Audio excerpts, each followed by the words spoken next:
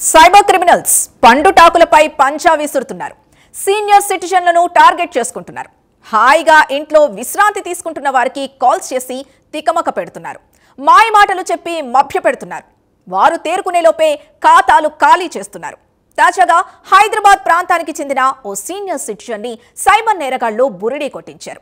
Senior citizen ని digital arrest పేరుతో బెదిరింపులకు పాల్పడి 1,92,00,000 దోచుకున్నారు.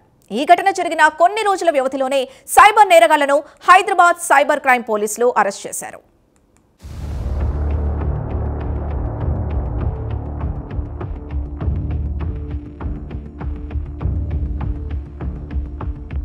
హైదరాబాద్ కు చెందిన సీనియర్ సిటిజన్ ను డిజిటల్ అరెస్టు పేరుతో బెదిరింపులకు పాల్పడి 1,92,00,000 కొట్టేసిన సైబర్ నేరగాళ్లను హైదరాబాద్ సైబర్ క్రైమ్ పోలీసులు అరెస్ట్ చేశారు.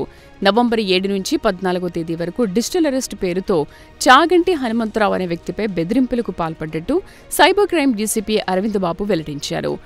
ఆధార్ కార్డు దుర్వినియోగం చేసిన కేసులో అరెస్ట్ చేస్తున్నట్లు బెదిరింపులకు పాల్పడ్డారని తెలిపారు. ఢిల్లీ క్రైమ్ బ్రాంచ్ నుంచి నకిలీ ఎఫ్ఐఆర్ పంపి డిజిటల్ అరెస్ట్ చేసినట్లు సిబిఐ అధికారుల పేరుతో బెదిరింపులకు పాల్పడ్డట్లు గుర్తించినట్లు పేర్కొన్నారు.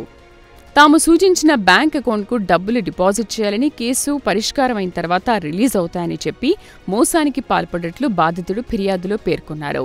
ఈ కేసులో 3 నిందితులను అరెస్ట్ చేసినట్లు పేర్కొన్నారు. ప్రధాన నిందితుడిగా పేర్కొన్న సందీప్ అలియాస్ అలెక్స్ పరారీలో ఉన్నట్లు వెల్లడించారు. త్వరలోనే నిందితుడిని పట్టుకుంటామని సైబర్ క్రైమ్ డీసీపీ అరవింద్ బాబు వెల్లడించారు.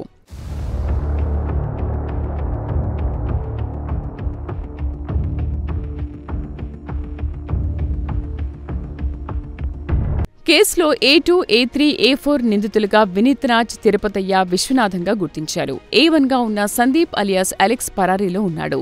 పట్టుబట్టు 3 దేశవ్యాప్తంగా 5 కేసులు ఉన్నట్లు, రాష్ట్రంలో 2 కేసులు ఉన్నట్లు సైబర్ క్రైమ్ డీసీపీ అరవింద్ బాబు తెలిపారు. నిందితులు 3 కూడా తెలంగాణకు చెందిన వారేనని పేర్కొన్నారు.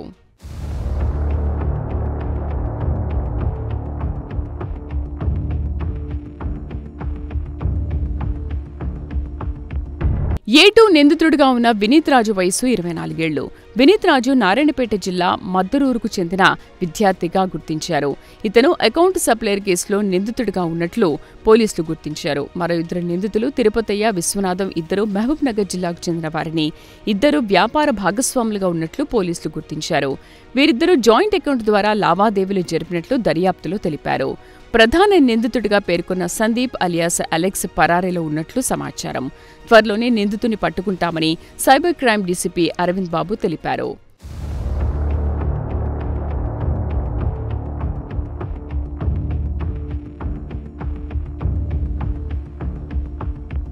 కేసు నమోదైన 2 వారాల్లో నిందితులను అరెస్ట్ చేసినట్లు డీసీపీ చెప్పారు.